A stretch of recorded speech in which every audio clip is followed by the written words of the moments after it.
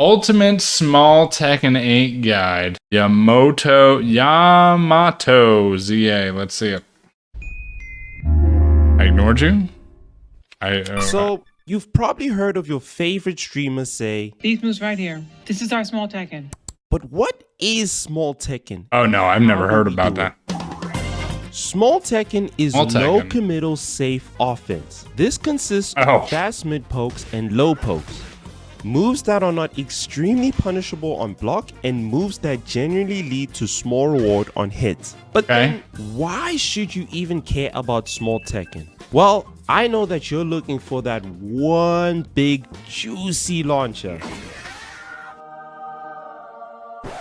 but you can't seem to get it due to many things like your opponent's timing is just better than yours. Yeah. Or True. maybe they have spectacular movement and are waiting to whiff punish you and launch you. This is where small Tekken can help you get that glorious launcher into that awesome combo you learned. Oh, okay. Okay. Now, before I teach you the secret sauce to small Tekken, Yeah, please I leave a feel you like on that and one, subscribe Yasha. and comment what other tutorials you would like to see next. And while you're at it, join the Yamato's Dojo Discord to go from being a masher to a pro player. And thank you so much for 2,000 subscribers. Yeah. I still can't believe it. Anyways, let's get to the video. Doo-doo-doo. Transitioning music. Doo-doo-doo. Chapter 1, the jab. So open up practice mode and pick it. I'm not skipping. I'm I'm watching. using Reina for today, but small Tekken universally applies to all characters. So don't worry, and I will use other characters if necessary. Now pick Jin as your opponent and pick whatever stage you like. First off, press your start button and pick display settings and make sure you have your player frame and opponent frame info set to show detail. Okay. The first good place to start is the one jab. But why? Reason number one is because the one jab is your fastest close range fastest poke one, that yeah. is extremely low risk. How to identify a move as low risk is if the move is advantageous or safe on block, meaning your opponent cannot Plus on punish you. block. The other way to recognize a move as Okay. low risk is if it has fast recovery. The reason is because if Reina whiffs her jab, does my opponent have a lot of time to punish me for whiffing the move? If the answer is no, then it is a low risk move. If the answer Okay. is yes, I see. then I see. it is a high risk move.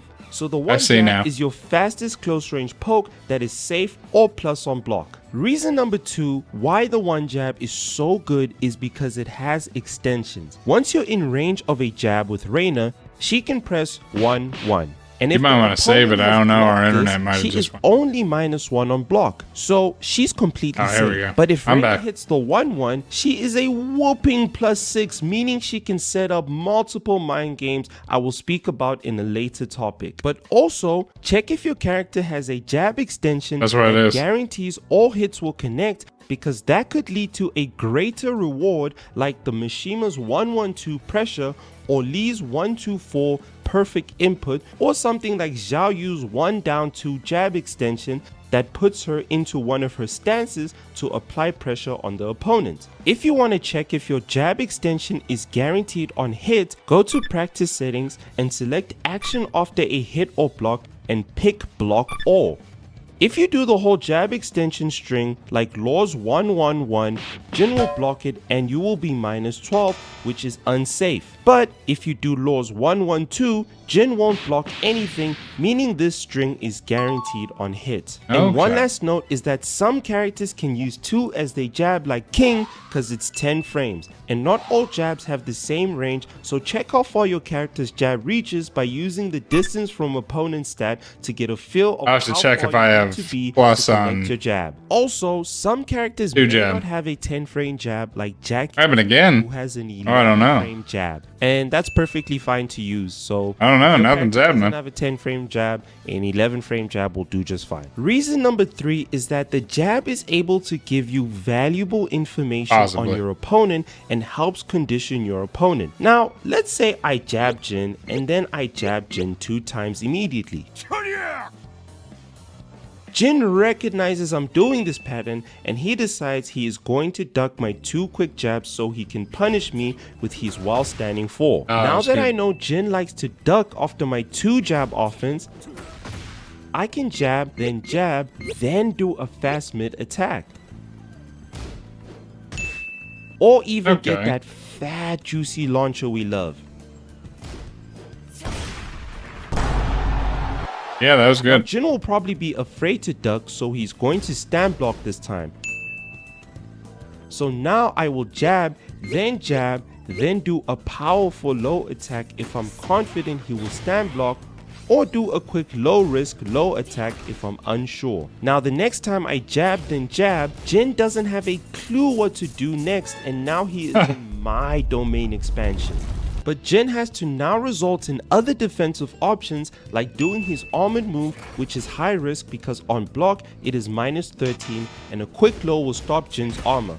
Or a smarter option would be for Jin to try do a high crushing move, which means Jin's hitbox goes underneath Reina's jab while Jin is attacking. But moves that crush highs and lows tend to be extremely minus on block and should only be done if your opponent really isn't changing their jab patterns, which is called getting a read on your opponent's next attack. So I would consider this a medium-ish risk with very high reward most of the time. But the smartest thing for Jin to do is remember that Tekken is a 3D fighting game.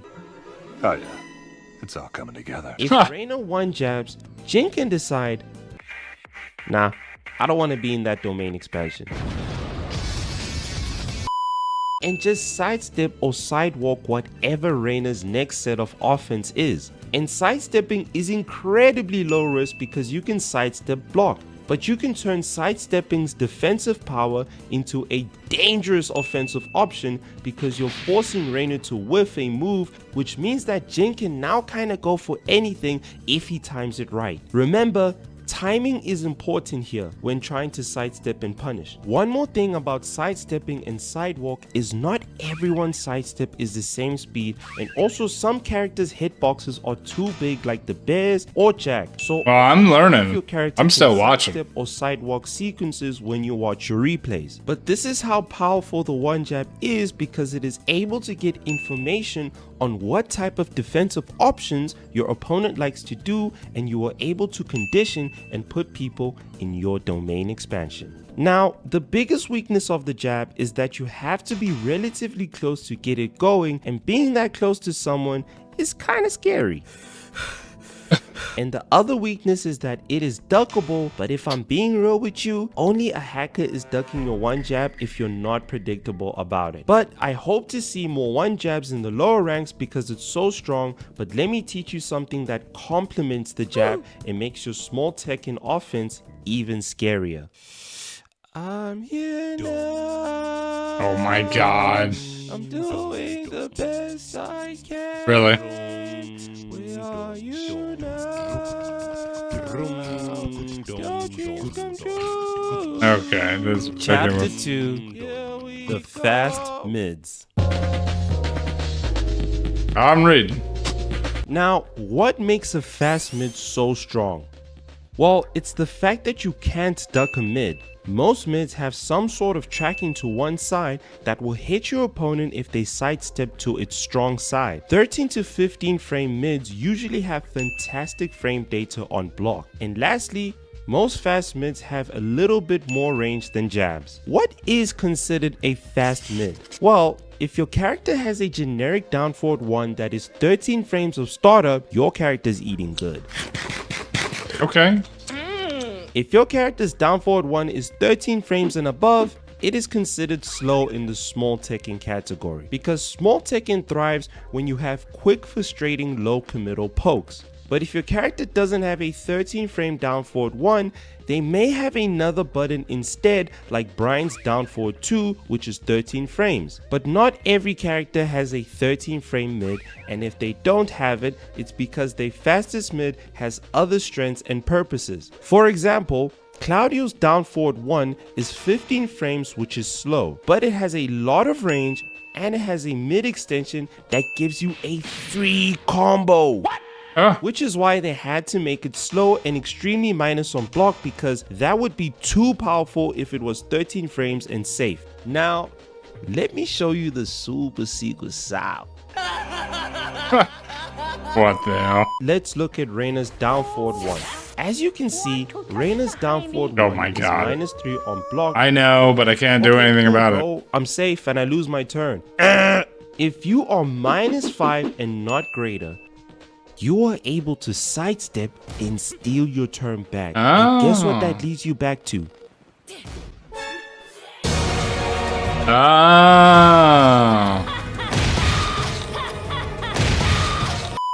Let me explain it simply to you. If you are -1 on your down forward 1, the sidestep timing is much more lenient and easier to do.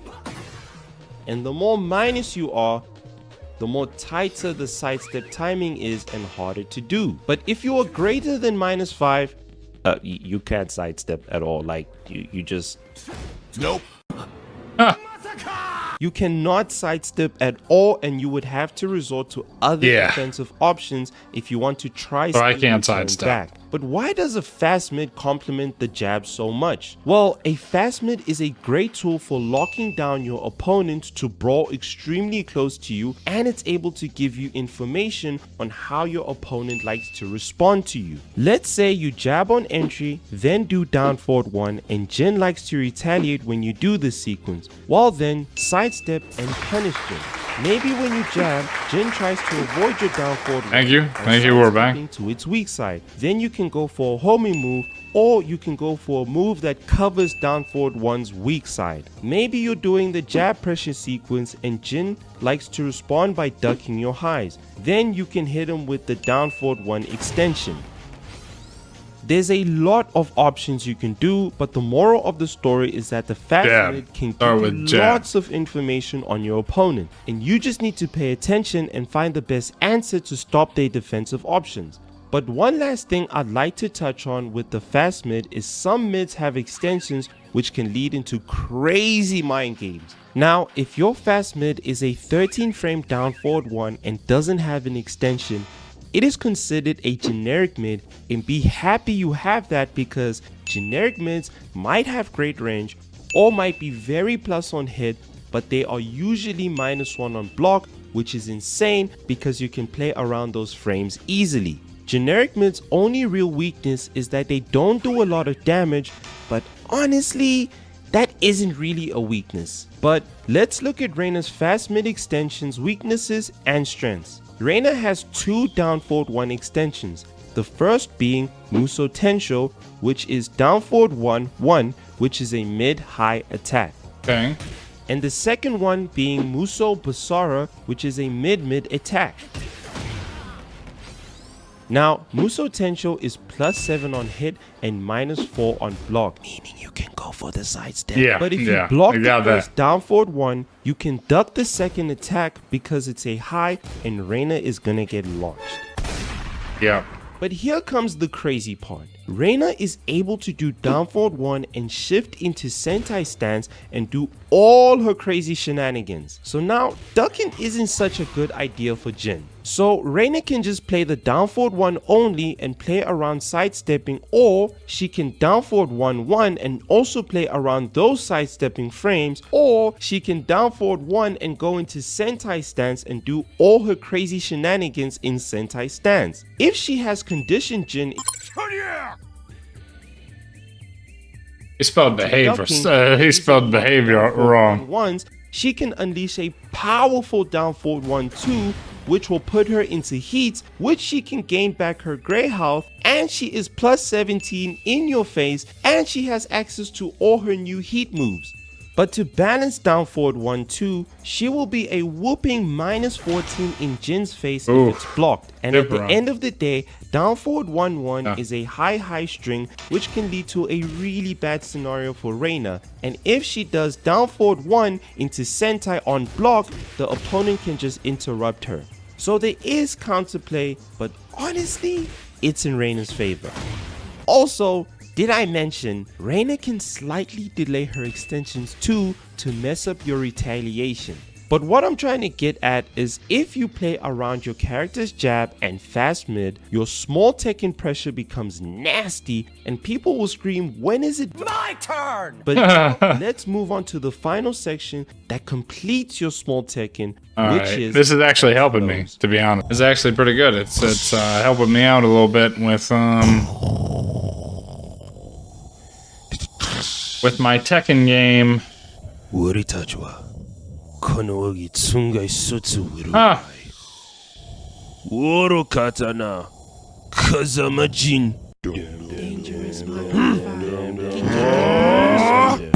Chapter 3, The Fast Lows.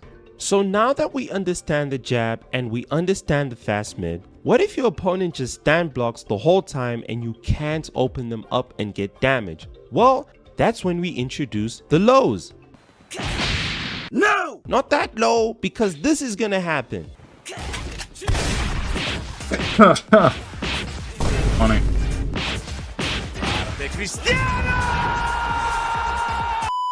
Exactly. Get it. And trust me, when you meet a good player, they will always block those lows, and those lows are called seeable lows.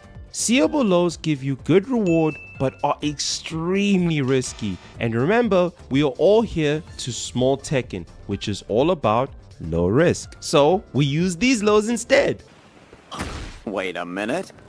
Oh my god, bro. Oh Man, what the? Okay, listen. What's up, Dylan? I know that damage looks terrible and it's -2 on hit, but these lows are -2. extremely important because they open up your opponent. If we are brawling with only the jab and the fast mid, we aren't truly threatening Jin with our small Tekken. But if we start introducing 15 to 18 frame quick lows, then we are chipping away at Jin's health and giving ourselves the health lead which Jin doesn't want. So a bunch of these lows end up stacking and Jin's gonna eventually crack and start trying to look for these quick lows. Now why are these lows important too? Well, these lows tend to be around -13 or -14 on block, which aren't necessarily launch punishable depending on what your opponent's while standing punishment is. But these lows are incredibly quick, and if they are blocked, you won't get a huge combo. I kind of figured as much. Deemed low risk.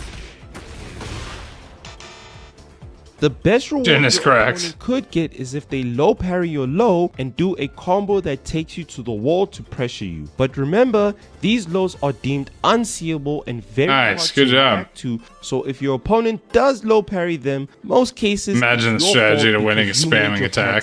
Well, you're absolutely right. One more side note, depending on who it is, quick lows are equal and the same. Some characters have fantastic rewarding quick lows that could be long range or get special counter hit properties or are maybe evasive in some way. Reina's ones are quite bad honestly, but it makes sense because as you saw earlier, her mids are quite devastating, so this gives the character strengths and weaknesses and identity. But this brings me to my final point about small Tekken. Nara kosuai no chinari. Final chapter conclusions. Now, you might be saying, what are these animations, this video bro? didn't help me at all because I play Kuma and he doesn't really have these small Tekken tools. And you're right, not every character's small Tekken is No, equal. it's definitely the way that I've been playing lately. Jab, and his jab is -1, which is really good. And he does have a 13 frame down forward 1. I've been doing a lot of like this mid is jabs on block, which stinks. A lot of lows into highs, you know, mixing it up. Has a high extension that is -9 on block, so you lose your turn. The frame thing obviously helps. One with Devil Jin. Then he got this 18 frame low that is -1 on hit, but it's only -12 on block, which actually helps it out a lot. But that's what makes Tekken really cool, because you gotta know what your character's goal is, because sure, Devil Jin's small Tekken sucks, but he has that phenomenal Electro move to play some solid keep out, or honestly, do almost anything with the Electro. but a large amount of the roster can play Small Tekken, so don't worry. And if your character can play Small Tekken, at least now you have an idea of what your opponent is trying to do to you. And it opens up ideas in your head on what's the best answer to stop your opponent's Small Tekken. And hopefully now, you're not just only playing Big Tekken. I hope this video helps you and makes you a pretty good Tekken player. And if you did learn anything or enjoyed the guide, please leave a like and subscribe. I will. And comment anything I missed about how to Small Tekken. I respond to all my comments and would love this video to help others too. But for now, take it easy everyone and go out there and Small Tekken. Don't live your life making up excuses. The one making your choices is yourself. Mugen. Check out YamatoZA on YouTube. Do it. Super good video to watch. He made some funny references, obviously, but good video for all of the information. I definitely have been playing more Small Tekken. Thanks to Pizza's teachings, we've been doing a lot of lows and just kind of reaching to see what we could do with those jabs.